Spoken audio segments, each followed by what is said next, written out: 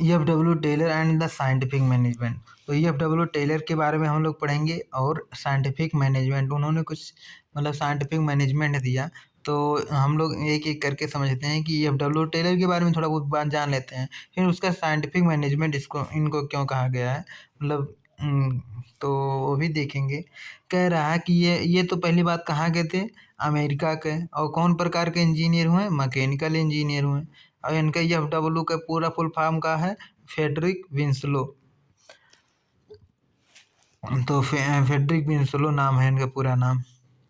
और ये कौन काम में मतलब ये कौन काम कंपनी में काम करते हैं, बेथ बेथ क्या नाम है यार बेथलेहम स्टील कंपनी। इन्होंने 26 साल इसमें काम किया। उसके बाद 26 साल का एक्सपीरियंस, अपना बुक, बहुत सारे बुक वगैरह लिखे हैं, 2-3 बुक का तो इसी में नाम होगा। ये यूएसए में थे। यूएसए के पहले ऐसे इंसान थे जिन्होंने उनकी क्या कहते हैं, फैक्ट्री का काम करने का तरीका थोड़ा सा मतलब क्या कहते हैं, रीशेप्ड किया। रीशेप्ड मतलब उसको फिर से अपना एक कैसे काम किया जाता है उसको उसको अपना अपना व्यू दिया, अपना पॉइंट ऑफ व्यू दिया बोले तो। और ये भी बता दूं कि जो EFW टेलर हैं, क्या कहते हैं, ये लो लेवल एम्प्लॉय को मतलब मैनेज करते हैं। थोड़ा सा लो लेवल को कैसे मैनेज करते हैं, इन पे ज़्यादा फोकस दिया गया है। और जो EFW टेलर का हम लोग अभी पढ़े हैं, वो टॉप लेवल का थोड़ा मैनेज, एक जो मैनेजर होता है क्या कैसी रिस्पॉन्सिबिलिटी बनती है, तो वो चीज़ें थी उसमें। तो पढ़ते हैं तो जो EFW टेलर की कंट्रीब्यूशन क्या रही है, मतलब हम लोग उनकी उनको क्यों पढ़ेंगे भाई। तो इनको तो पहली बात तो इनको जो साइंटिफिक मैनेजमेंट का दादा कहा जाता है, मतलब पिता कहा जाता है, फादर कहते हैं इनको। और फिर है कह रहा he first one of the to the emphasise importance of the scientific approach to the managerial and the enterprise instead of the hit and the trial method. कह रहा है कि पहली बात तो ये जो मतलब ऐसे इंसान थे यूएसए में यानी अमेरिका में, कि इन्होंने साइंटिफिक अप्रोच को बहुत ज़्यादा इम्पोर्टेंस देते थे, बहुत ज़्यादा बल देते थे। उनकी मतलब साइंटिफिक अप्रोच से हर चीज़ को काम मतलब काम को किया जाए।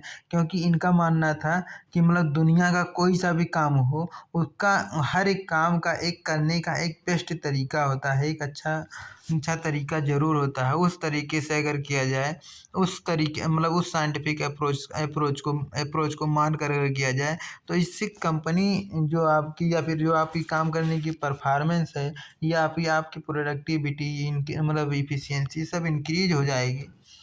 तो वही है, वही सब मतलब बताएँगे। और फिर ये जो इसके पहले क्या होता था वहाँ पे अमेरिका में, कह रहा है वो हिट और ट्रायल मेथड द्वारा। हिट और ट्रायल क्या है? हिट और ट्रायल का मतलब ये होता है, जैसे कोई सा भी चीज़ अगर किसी ने कुछ कह दिया तो पहले उसको ट्राई करते थे, फिर उस पे मतलब क्या कहते हैं, उसी चीज़ को फॉलो करने लगते थे। बट इन्होंने कहा, चलो यार आगे बढ़ते हैं। दूसरा इनका कंट्रीब्यूशन था टू इम्पोर्टेंस बुक। इन्होंने दो बुक भी लिखा, जिसका एक पहले का नाम था शॉप मैनेजमेंट, दूसरे का नाम था प्रिंसिपल ऑफ साइंटिफिक मैनेजमेंट। बहुत ही बेहतरीन होगी क्योंकि इनकी बुक है। और इनको किसके पापा कहते हैं, फादर ऑफ साइंटिफिक मैनेजमेंट के पापा कहे जाते हैं, पिताजी कहे जाते हैं। अब देखो, साइंटिफिक मैनेजमेंट बार बार हम लोग मतलब पढ़ रहे हैं, तो साइंटिफिक मैनेजमेंट मतलब होता क्या है।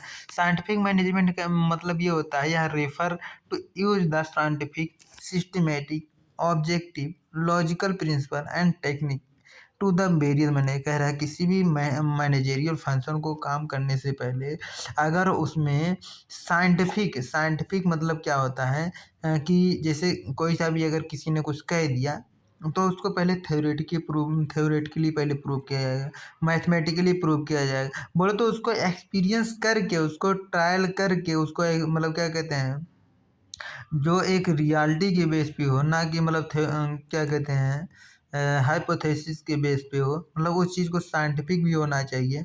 वह एक सिस्टमेटिक तरीके से होना चाहिए, एक सीक्वेंस को मतलब पालन करना चाहिए। ऑब्जेक्टिव मतलब जैसे उसका क्या ऑब्जेक्टिव होगा, उसमें टाइम सेव होगा कि नहीं, उसमें टाइम मतलब क्या कहते हैं, उसमें इफ़ेक्टिव प्रोडक्ट की क्वालिटी आएगी कि नहीं, मतलब उसका कुछ ऑब्जेक्टिव होना चाहिए।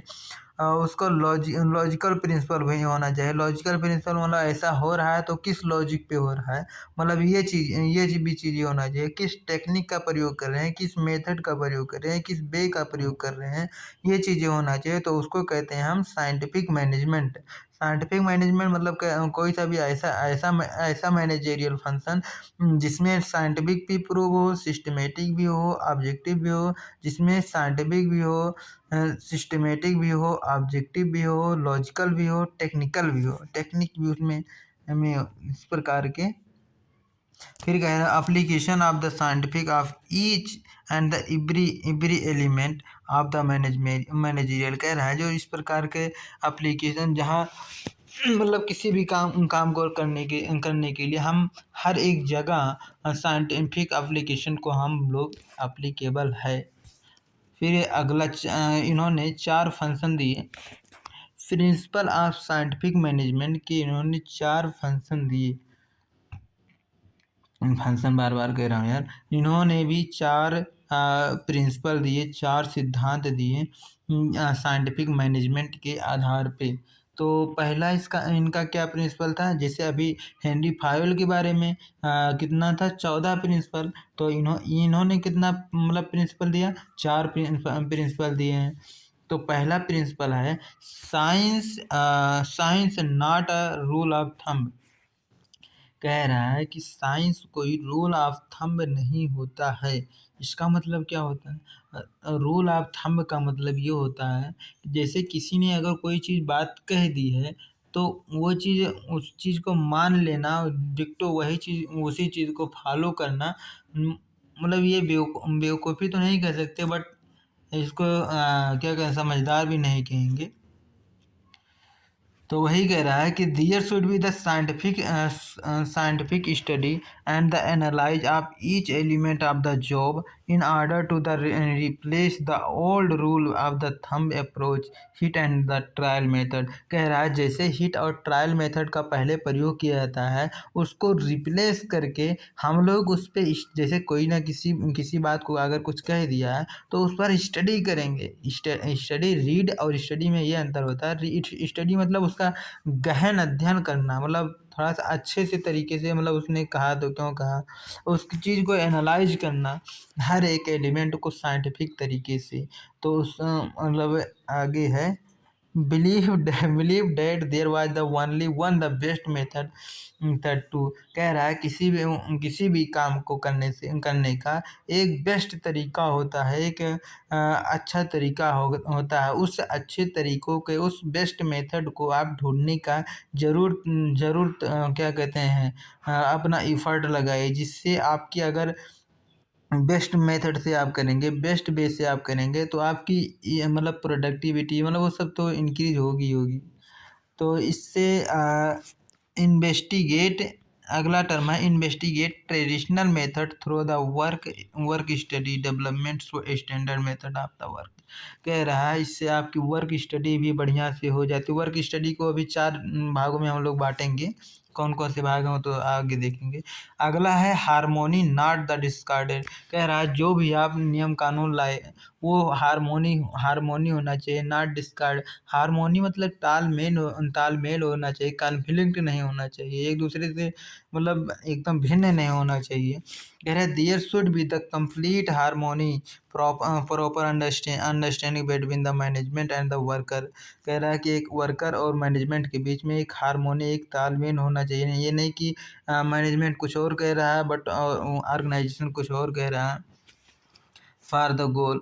आगे है इससे क्या होता है, to get the harmonious relation Taylor stress to the mental revolution. कह रहा है कि इस प्रकार से जो उसके मतलब क्या कहते हैं, जब तालमेल रहता है तो ज़्यादा स्ट्रेस नहीं आती है, ज़्यादा क्या कहते हैं, थोड़ा सा तनाव या फिर प्रेशर नहीं आती है। Give up the attitude of the opposite person of the feeling. कह रहा है जब तालमेल रहेगी एक दूसरे से तो बहुत ज़्यादा अपोजिशन की फीलिंग भी नहीं आएगी ना, कि जैसे वो आपका दरिंदा है या फिर इस प्रकार की फीलिंग वगैरह, या फिर ऐंठ कर काम करवाना, मतलब इस प्रकार के कुछ।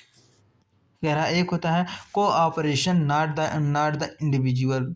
कह रहा है कि कोऑपरेशन भी होना चाहिए, नॉट इंडिविजुअल। कोऑपरेशन का मतलब एक दूसरे का सहयोग करें। भाई ऑर्गेनाइजेशन है तो वहाँ पे काम करने वाले बहुत सारे लोग हैं, टॉप लेवल के एम्प्लॉय है, लो लेवल के एम्प्लॉय हैं, वर्कर है, स्टाफ है। तो जब तक एक दूसरे का सहयोग नहीं करेंगे तब तक कंपनी का गोल या ऑब्जेक्टिव कैसे पूरा होगा। कह रहा है there should be the cooperation between the worker and the management instead of the individual. कह रहा है कि यहाँ पे ज़्यादा बल देना चाहिए कोऑपरेशन पे, कि मतलब जैसे जो ऑर्गेनाइजेशन की गोल है ज़्यादा से ज़्यादा लोग उसको पूरा करें, ना कि इंडिविजुअल की नीड को पूरा फुलफिल करें।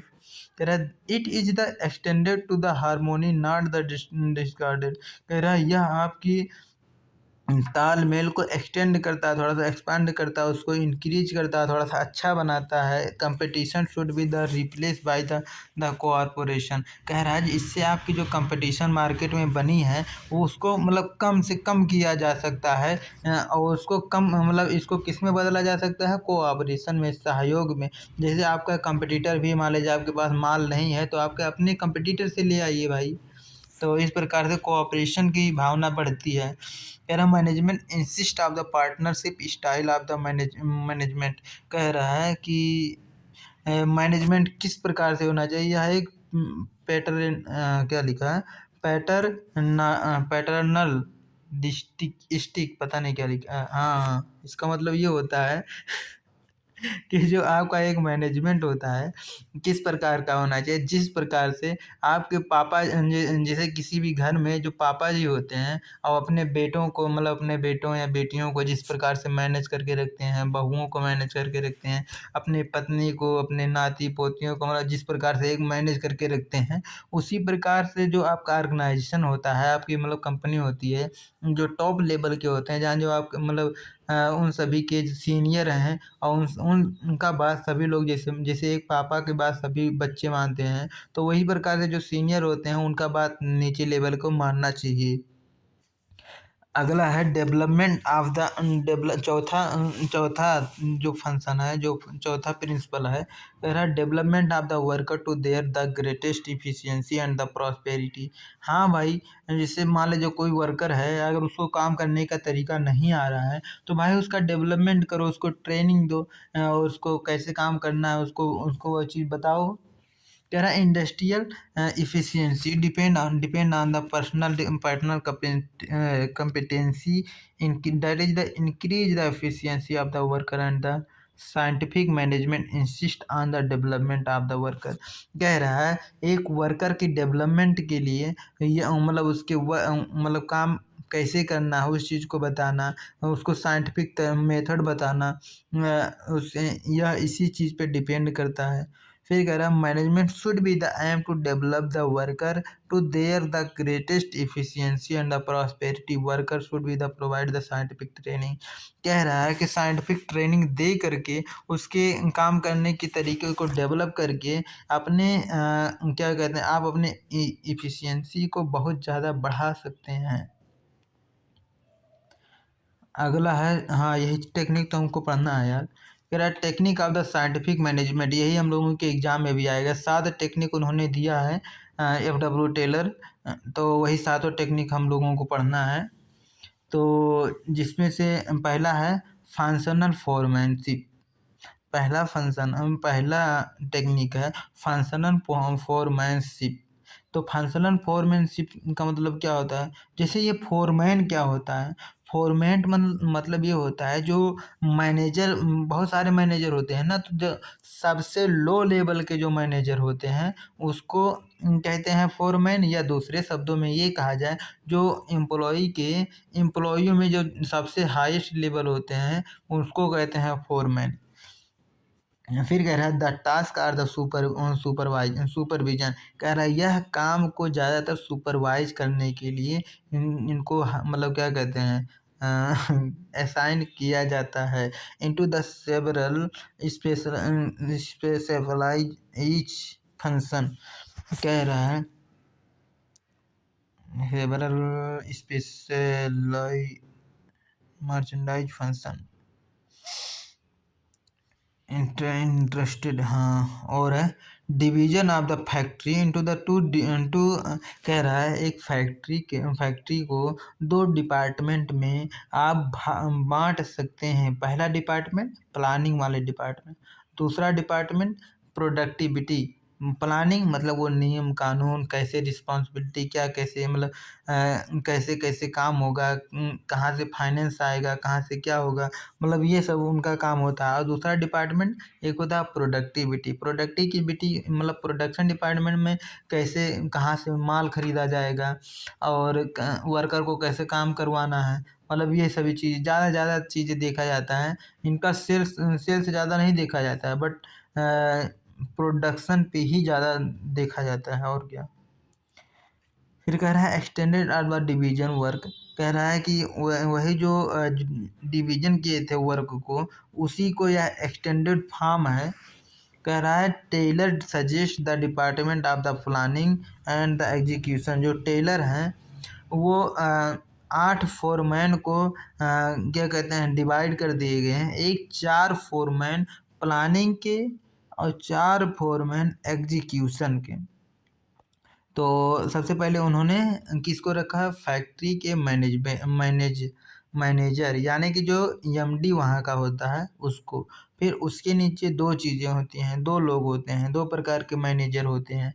एक वहाँ का जो प्लानिंग इंचार्ज होता है, एक वहाँ का जो प्रोडक्शन इंचार्ज होता है। अब इसके नीचे 4 फोरमैन, इसके नीचे भी 4 फोरमैन, एक होता है इंस्ट्रक्शन फोरमैन, एक होता है रूट फोरमैन, एक होता है टूल फोरमैन, एक होता है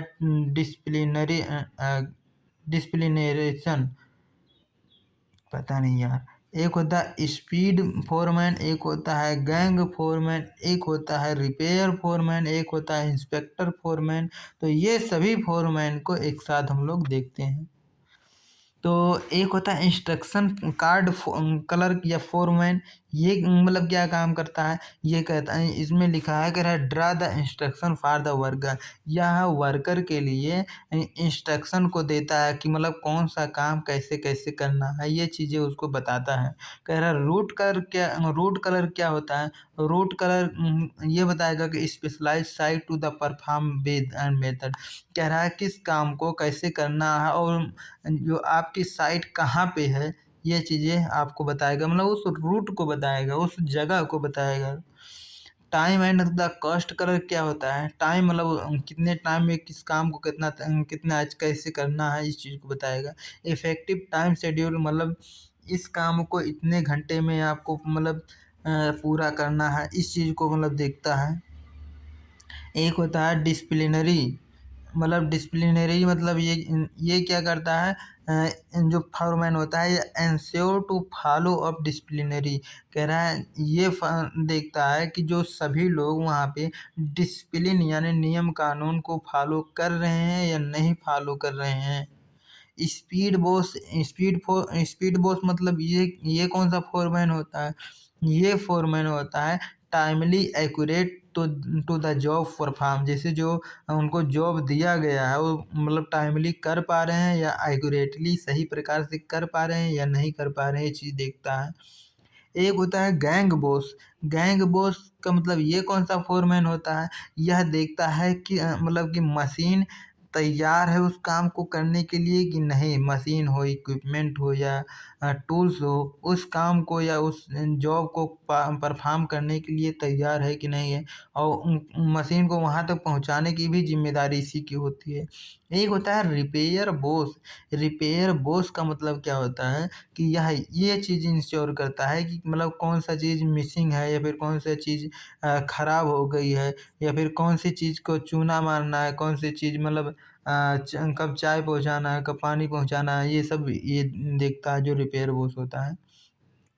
एक होता है इंस्पेक्टर का काम क्या होता है, केवल इंस्पेक्ट करना, केवल मतलब क्या कहते हैं दूर से ही देखना, और मतलब केवल आके आपके काम को देखेगा, बल कुछ करेगा करे वरेगा नहीं। मतलब यह क्वालिटी को इंश्योर करता है कि क्वालिटी प्रोडक्ट बन रही है कि नहीं बन रही है। फिर दूसरी उन्होंने जो एक्टिविटी दी, दूसरा एक्टिविटी था standardisation and simplification of the work. Standardisation मतलब जितने भी आपके वर्कर हैं उसको एक स्टैंडर्ड सेट कर दीजिए भाई, कि आप इतना मतलब एक दिन में कम से कम या एक महीने में कम से कम आप इतना काम करें, मतलब उसका एक लेवल सेट कर दीजिए। और एक simplification of the work, simplification का वर्क मतलब ये होता है जो काम बोलो तो क्या कहते हैं बहुत ज़्यादा खर्चीला है, या फिर मतलब जितना होना चाहिए उतना नहीं है, तो जैसे बहुत सारे अगर काम हो गए हैं तो जो काम नहीं होना चाहिए फिर भी उस काम को कर रहे हैं, तो उस चीज़ को सिंपली बोलो तो उसको क्या कहते हैं, उसको इलिमिनेट करो। इलिमिनेट का मतलब ये होता है कि उसको वहाँ से यार क्या कहते हैं निकाल देना चाहिए। जैसे एक क्या कहते हैं, मैं उदाहरण दे रहा हूँ, जैसे जो कमरे में कभी क्या होता है कूड़ा वगैरह भी वो मतलब कूड़ा तो गंदी बात होगी, मतलब बहुत सारे सामान होते हैं, तो फॉर कॉस्टिंग जिसको कहते हैं यार छटाई करना, मतलब जो चीज़ें काम की नहीं होती हैं तो उसको बाहर कर देते हैं, तो वही होता है सिंप्लीफिकेशन।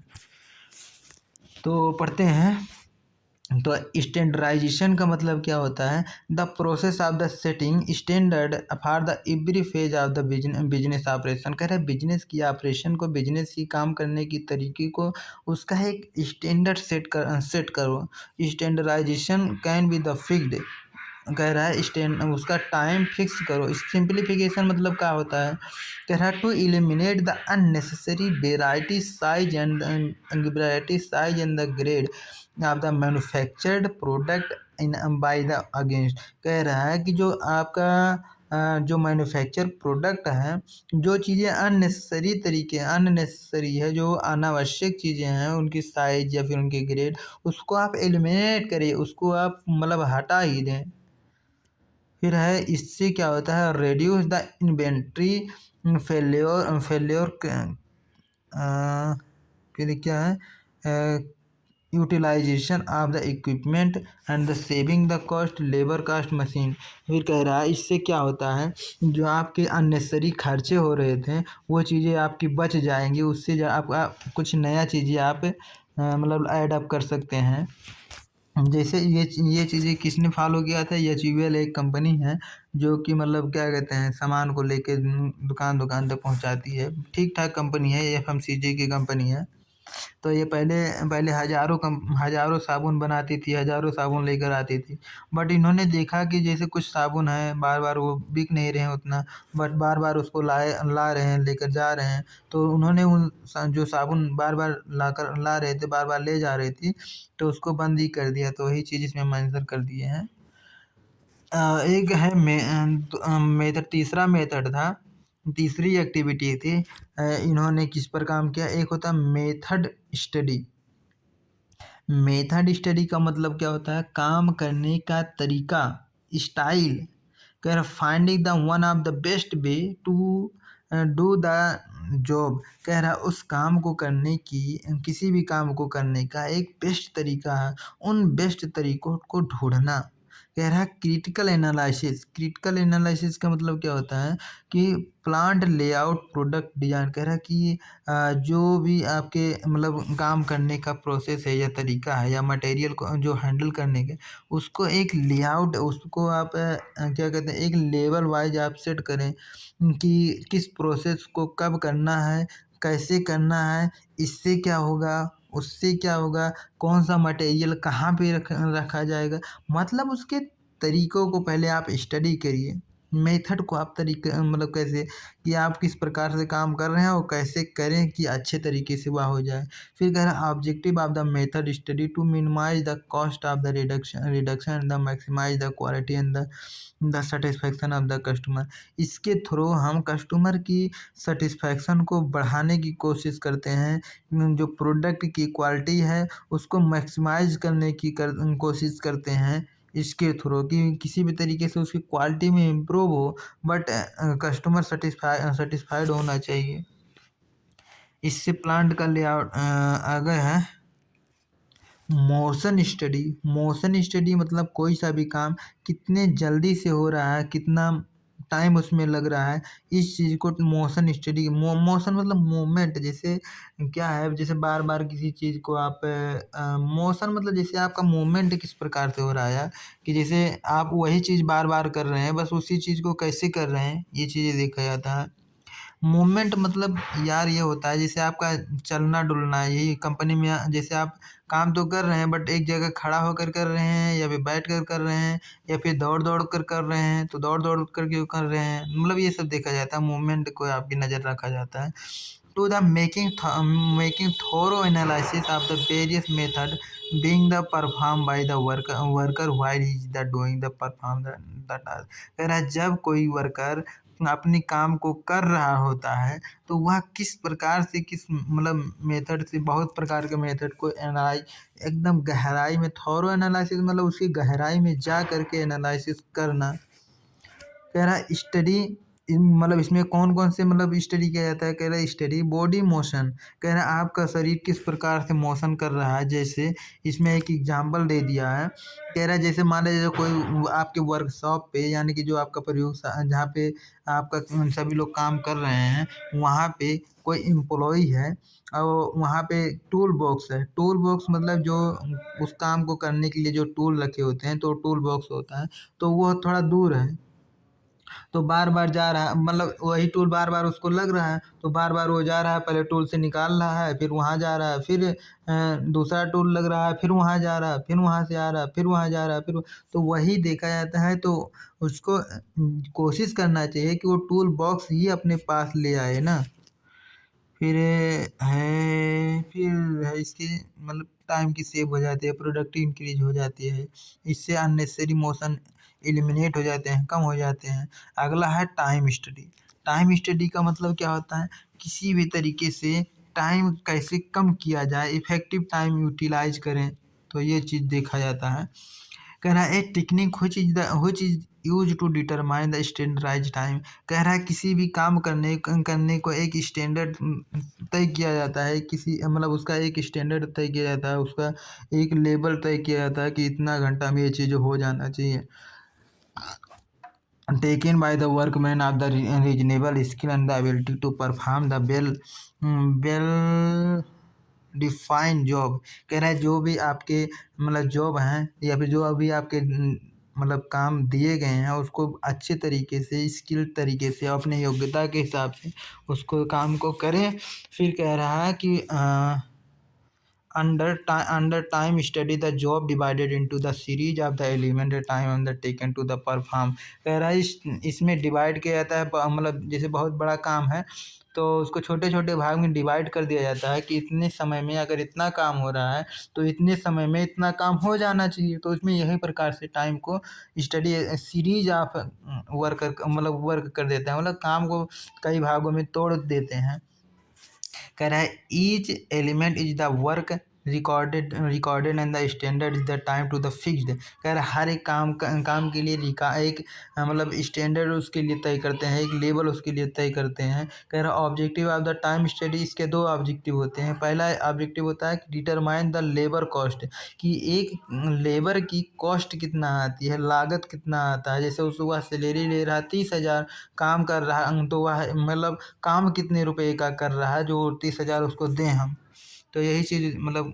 और दूसरा फ़ायदा ये मिल जाता है to frame the suitable incentive scheme. इसके हिसाब से आप इंसेंटिव बोलो तो जैसे होता नहीं कि जैसे एम्प्लॉइयों को भी ट्रॉफी वगैरह दिया जाता है या फिर गिफ्ट वगैरह दिए जाते हैं, एक्स्ट्रा पैसे जो कैसे दे सकते हैं, और उसको प्रोत्साहन प्रोत्साहन के लिए मतलब थोड़ा सा बहुत इंसेंटिव मतलब होता है प्रोत्साहन रुपए, स्कीम लाए जाते हैं। कह रहे determine the number of the worker to be the employ. कह रहा है उससे मतलब आपके ऑर्गेनाइजेशन में कितने एम्प्लॉय काम कर रहे हैं और आप कितने एम्प्लॉय को और भी असाइन कर सकते हैं, इससे आपको पता चल जाएगा। कह रहा है एक होता है फटीग स्टडी। फटीग स्टडी मतलब ये होता है कि जैसे एम्प्लॉय मान लीजिए काम कर रहा है तो उसको थोड़ा बहुत मतलब क्या कहते हैं रेस्ट दे देते हैं। जब वह रेस्ट दे देते हैं तो वह अपने स्टेमिना को मतलब फिर से वह गेन कर पाता है और फिर से वह नई एनर्जी के साथ उस काम को करेगा और हाई इफिशियंसी के साथ। कह रहा है determine amount and the frequency of the rest. कह रहा है कितनी बार आप रेस्ट दे रहे हैं और कितना कितना ज़्यादा आप उसको रेस्ट के लिए मतलब कितना टाइम आप दे रहे हैं। इस चीज़ को एनालाइज करना, डिटरमाइन करना required to complete the task. उस काम को करने में किसी भी काम को करने के लिए कह रहा है worker must have the provide the brief rest between interval in between to enable him the reason the cost stamina. कह रहा है कि वह अपने ने काम को मतलब बढ़िया से करने का स्टेमिना यानी फुल एनर्जी से वह करने के लिए तभी वह इनेबल होगा जब वह उसको प्रॉपर तरीके से रेस्ट मिलेगा। कह रहा observing the worker while the perform the job. कह रहा है कि जब वर्कर काम कर रहा होता है उसको नोट डाउन द टाइम मतलब उसको थोड़ा बहुत रेस्ट दे देना चाहिए यार। और क्या इससे आपकी जब वह लगातार काम करेगा तो उसकी इफ़िशियंसी थोड़ा सा इंक्रीज होगा। एक दिन ऐसा आएगा कि वह जिस मशीन पे काम कर रहा था वह उसी मशीन में खुद काम करने लगा, बोला तो उसी मशीन में खुद चला गया। और है डिफरेंशियल पीस बेज स्टडी। कह रहा है कि जो क्या कहते हैं बेज दे रहे हैं, जो मजदूरी दे रहे हैं उसको आप डिफरेंशिएट करें। डिफरेंशिएट का मतलब ये होता है जैसे कोई बंदा है अगर उसको पैसे की ज़रूरत है मान लीजिए और वह बहुत एकदम फुल एनर्जी से काम कर रहा है, एक्स्ट्रा एक्स्ट्रा वर्क कर रहा है, बार बार बोलो तो एक्स्ट्रा टाइम कर रहा है, तो उस जो एक्स्ट्रा टाइम कर रहा है तो उसका आप अलग से पैसा दें। कह रहा है a system in which the efficient and the inefficient worker is the paid to the at the different rates। वही कह रहा है अलग अलग रूप से पेड करो भाई, जो ज़्यादा काम कर रहा है तो उसको ज़्यादा दो। मतलब जैसे कोई एक्स्ट्रा टाइम दे रहा जितना जैसे 6 घंटे की टाइम सभी लोग कर रहे हैं बट वो 12 घंटा 14 घंटा काम कर रहा है तो उसको देना पड़ेगा ना ज़्यादा रुपया। वही कह रहा है अलग अलग रेट थे। कह रहा financial incentive such as the motivate and the scope of the extra earning. कह रहा है अगर कोई मतलब अच्छी प्रकार से काम करता है, लगन से काम करता है तो उसको इंसेंटिव दे, उसको मोटिवेट करें। कह रहा है incentive directly link to the productivity. जो इंसेंटिव होता है जो उसके लुभावने वाले जो लाते हैं आप गिफ्ट वगैरह देते हैं तो यह डायरेक्टली प्रोपोर्शन होते हैं उसी जैसे उसे जैसे उसकी और इंटरेस्ट उसमें बढ़ेगी वह और अच्छे से काम करेगा, इससे आपकी प्रोडक्टिविटी तो हाई होगी ही होगी। फिर हाई इसको दो भागों में बांट दिया गया है। एक होता है हायर बेज रेट।